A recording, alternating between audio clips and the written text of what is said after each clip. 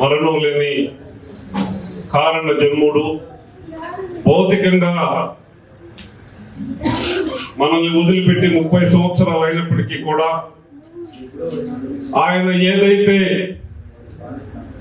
నిమ్మకూరు గ్రామం నుంచి సినీ రంగంలో అడుగుపెట్టక ముందే ఆయన స్వాతంత్ర పోరాటంలో పోరాటం చేసినటువంటి ఒక నాటక కళాకారుడు. ఆయన ప్రభుత్వం ఉద్యోగం వదిలిపెట్టుకుని సినీ రంగం మీద మమేకంతో మద్రాసు చేరుకుని ఆ రోజు నుంచి చలనచిత్ర సీమలో విశ్వవిఖ్యాత నట సార్వభౌముడుగా ఆయన వేయని పాత్ర లేదు. ఆయన ఏ పాత్రలో కూడా ఆయన సజీవంగా జీవించాడు అనేటటువంటి ఒక పాత్ర. అది ఒక రాముడు కృష్ణుడే అనే కాదు, ఆయన భిక్షగాడుగా వేసిన, ఒక వికలాంగుడుగా వేసిన, ఆయన ఒక సామాజిక ఉద్యమాలకి రూపుమార్పు, సామాజిక ఉద్యమాలకు కూడా ఊపిరి పోసేటటువంటి ఎన్నో విప్లవాత్మకమైనటువంటి పాత్రలు కూడా చివరికి న్యాయం కోసం జస్టిస్ చౌదరి లాంటి పాత్రలు కూడా ఆయన చేయని పాత్ర లేదు, ఆయన వదగనటువంటి పాత్ర లేదు.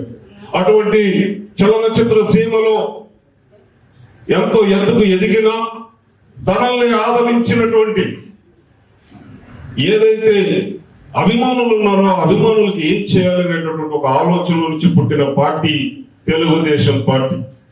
ఎప్పుడైనా ఒకవేళ దివిసీమలో ఉప్పెన వచ్చినప్పుడుగా కానీ జోలె పట్టుకుని తెలుగు వారి కోసం నిలబడినటువంటి వ్యక్తి నందమూరి తారక రామారావు గారు. ఏదైతే తెలుగుదేశం పార్టీని కేవలం సామాజిక రుగ్మతల నుంచి ఏదైతే తెలుగు వారిని అగౌరవపరుస్తున్నప్పుడు, అప్పుడు ముఖ్యమంత్రి టంగుటూరు అంజయ్య గారిని శ్రీమతి ఇందిరాగాంధీ గారు అవమానించినప్పుడు అటువంటి ఆత్మగౌరవ నినాదంతో పుట్టినటువంటి పార్టీ తెలుగుదేశం పార్టీ. ఒక ఆత్మగౌరవ నినాదమే కాదు, ఏదైతే అంతకు ముందు తెలుగుదేశం ఆవిర్భావంకు ముందు కేవలం హైదరాబాద్ లో మత కల్లోలాలు సృష్టించి ముఖ్యమంత్రులు మార్చుకునేటటువంటి హీన సంస్కృతి కాంగ్రెస్ పార్టీ.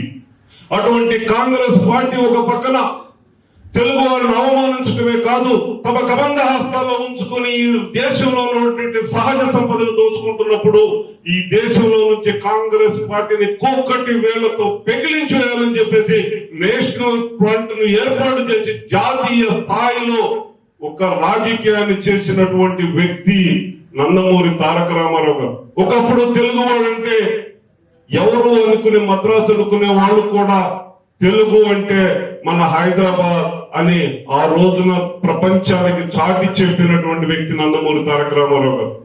తర్వాత బలహీన వర్గాల నుంచి హోమ్ మినిస్టర్లు కానీ మన దేవేంద్ర గౌడ్ గారు కానీ, యనమల రామకృష్ణుడు గారు కానీ, ఎర్రమనాయుడు గారు కానీ, ఇటువంటి ఎంతో మంది మహనీయులకి పదవులిచ్చి కాపాడిని నిలబెట్టినటువంటి పార్టీ తెలుగుదేశం పార్టీ.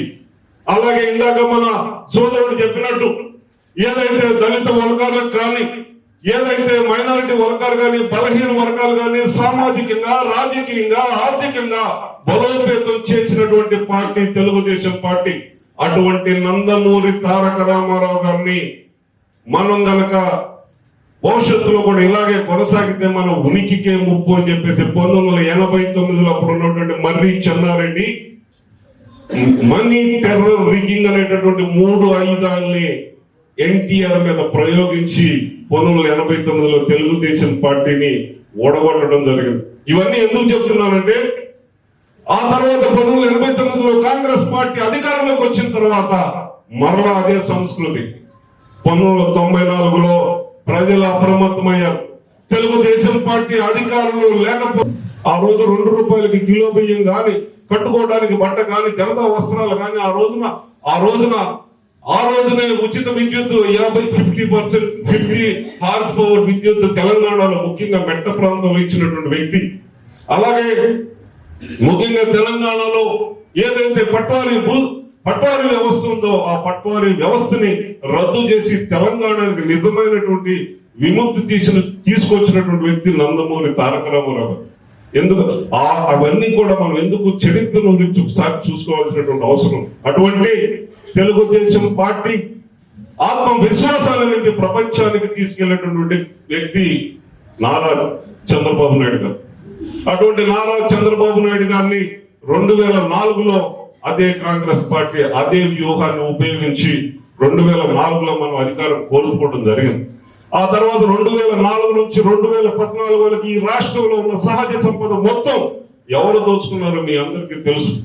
కాబట్టి 2014లో మన కంటగా నిలబడిన పవన్ కళ్యాణ్ గారు జనసేన మనం ఆ రోజు మనం అధికారంలోకి వచ్చాం. తర్వాత మరలా 2019లో మరలా మోసపోయాం. ఇవన్నీ కూడా ఈ చరిత్ర మొత్తం మనం ఒకసారి గుర్తుపెట్టుకోవాలి. చరిత్ర పునరావృతం కాకూడదు. తెలుగుదేశం పార్టీ ఎప్పటికీ కూడా అధికారంలో ఉండాలి. కూటమి ప్రభుత్వం అధికారంలో ఉండాలి. అందుకనే పవన్ కళ్యాణ్ గారు ప్రతి ఒక్కసారి చెప్తూనే ఉంటారు, ఈ కూటమి యొక్క ఐక్యతని ఎవ్వరూ దెబ్బతీయలేరు. ఎందుకంటే ఈ రాష్ట్ర ప్రజల్ని ఎప్పుడు అదే ఫ్యాక్షన్ వ్యవస్థను మరలా తీసుకొచ్చి ఈ రాష్ట్రంలో అశాంతి తీసుకొచ్చేసేటటువంటి ఆలోచన చేయాలనేటటువంటి ప్రతిపక్ష హోదా లేని ప్రతిపక్ష నాయకుడి యొక్క ఏదైతే ఆలోచన విధానం ఉందో వీటన్నిటిని మనం అప్రమత్తం అవ్వాలి. ఒక పక్క అభివృద్ధి చేసుకున్నాం, ఒక పక్క సంక్షేమం చేసుకున్నాం, ఒక పక్క పోలవరాన్ని మనం నిర్మించుకునే రాష్ట్రం మొత్తం కూడా అపరభగీరథ ప్రయత్నం చేసుకుంటాం. రాష్ట్రం మొత్తం కూడా జలంతో జలకళ తీసుకురావాలనేటువంటి ఒక ప్రయత్నం. అలాగే అభివృద్ధి చేసుకోవాల్సినటువంటి మన అమరావతి నగరం కానీ శ్రీ సిటీ కానీ అలా ప్రతి చోట కూడా ప్రతి ప్రాంతం ఒక పక్క విద్యా రంగంలో మనం పెనువిప్లవమైనటువంటి మార్పులు తీసుకొచ్చాం. అలాగే ఏదైతే ముఖ్యంగా ఈ సమాజంలో ఆర్థికంగా మనం అభివృద్ధి చెందాలంటే ముఖ్యంగా మనం తీసుకొచ్చేటటువంటి ఆర్థిక సంస్కరణలు కేవలం విద్య మీద ఆధారపడి ఉంటాయి. నారా చంద్రబాబు నాయుడు గారు అధికారంలో రాకముందు ఈ రాష్ట్రంలో ఉన్నటువంటి ఇంజనీరింగ్ కాలేజీలు ఎన్ని, ఆయన వచ్చిన తర్వాత వచ్చినటువంటి ఇంజనీరింగ్ కాలేజీలు ఎన్నో మీరు ఒక్కసారి చూసుకోండి. ఈ రాష్ట్రంలో అత్యధికంగా అంతకు ముందు కర్ణాటక తమిళనాడు వెళ్ళి చదువుకునేటువంటి మనం ఈ రోజున ఆంధ్రప్రదేశ్ లో ఎన్నో ఇంజనీరింగ్ కాలేజీలు తీసుకొచ్చి ఈ రోజు ప్రపంచంలో ఎక్కడికి వెళ్ళినా తెలుగువాడు ఉన్నాడు అంటే దానికి కారణం నారా చంద్రబాబు నాయుడు గారు. కాబట్టి ఒక పక్క ఆయన ఇందాక మన సోదరులు చెప్పినప్పుడు పవన్ కళ్యాణ్ గారు కానీ లోకేష్ గారు కానీ మనం ఈ రాష్ట్రానికి వాళ్ళు మార్గదర్శకులు. కాబట్టి మనం ఇవన్నీ కూడా ఒకసారి తెలుసుకుని గుర్తు పెట్టుకుని మనం ఎప్పటికప్పుడు అప్రమత్తం అవ్వాలి. లేదంటే మనకి తెలియకుండానే ఒక వ్యవస్థీకృతమైనటువంటి దాడి మన మీద జరుగుతుంది. కాబట్టి ఎప్పటికప్పుడు మనం అప్రమత్తంగా ఉండాలి. అన్న నందమూరి తారక రామారావు గారు ఏ ఆశయంతో అయితే తెలుగుదేశం పార్టీని స్థాపించారో దాన్ని సజీవంగా మనం బ్రతికించుకోవాలంటే మనం ఎప్పటికప్పుడు అప్రమత్తమై ఈ రాష్ట్రాన్ని కాపాడుకోవటం కోసం మన మధ్య ఐక్యత అవసరం అని చెప్పేసి మరొకసారి తెలియజేసుకుంటూ జోహార్ ఎన్టీఆర్, జోహార్ ఎన్టీఆర్, జోహార్ ఎన్టీఆర్. ముఖ్యంగా ఈ రోజు ఈ కార్యక్రమాన్ని ఇంత ఘనంగా నిర్వహించినటువంటి సహజంగా ఎన్ఆర్ఐ తెలుగుదేశం పార్టీ చేసేటటువంటి ప్రధానమైనటువంటి కార్యక్రమాలు ఎన్టీఆర్ వర్ధంతి కానీ చంద్రబాబు నాయుడు గారి బర్త్డే కానీ అలాగే పార్టీ ఆవిర్భావం కానీ మహానాడు కానీ ఎన్ఆర్ఐ తెలుగుదేశం పార్టీ యొక్క ప్రధాన బాధ్యత. అయినప్పటికీ కూడా ఈ అవకాశం మాకు ఇవ్వండి అని చెప్పేసి బాధ్యత తీసుకుని ఇంత ఘనంగా నిర్వహించిన ఎన్టీఆర్ సేవా సమితి ఏదైతే నందమూరి తారక రామారావు గారి మీద అభిమానంతో ఆయన పేరు మీద సేవ చేస్తూ తను కష్టపడి సంపాదించినటువంటి సంపాదనతో కొంత ఆయన తన కుమారుడి పేరు తమ కుమార్తె పేరు లేదా ఆయన ఇంటి పేరు పెట్టుకుని చేయొచ్చు.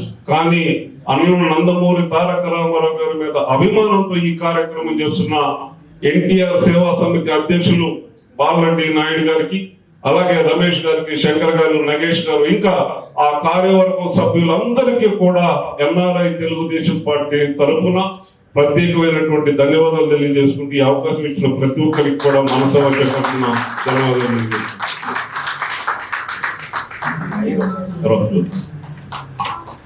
తర్వాత వచ్చే శుక్రవారం మనందరికీ తెలుసు మన యువ నాయకుడు నారా లోకేష్ గారి జన్మదినోత్సవ వేడుకలు మనం ఘనంగా నిర్వహించుకోవాలనేటటువంటి ఆలోచన చేస్తున్నాం. అది ఎలా చేయాలి, ఎలా అనేది ఒకసారి అంటే కొంతమంది రక్తదానం చేస్తే బాగుంటుందని, అలాగే లేదంటే కొంత ఇది ఆలోచనలో ఉన్నాం. అది ఒకసారి రేపు ఎల్లుండిలో అది ఒక కార్యాచరణ వచ్చిన తర్వాత మీ అందరికీ కూడా విన్నవించడం జరుగుతుంది. ఇలాంటి మద్దతు మీరు మరలా మన యువకులం, మన ఏదైతే భవిష్యత్ నాయకుడు ఉన్నారో ఆయనకు కూడా జన్మదినోత్సవ వేడుకలు ఘనంగా చేయడానికి మీ అందరి సహకారం కావాలని చెప్పి ఈ సందర్భంగా తెలియజేసుకుంటూ థ్యాంక్ యూ.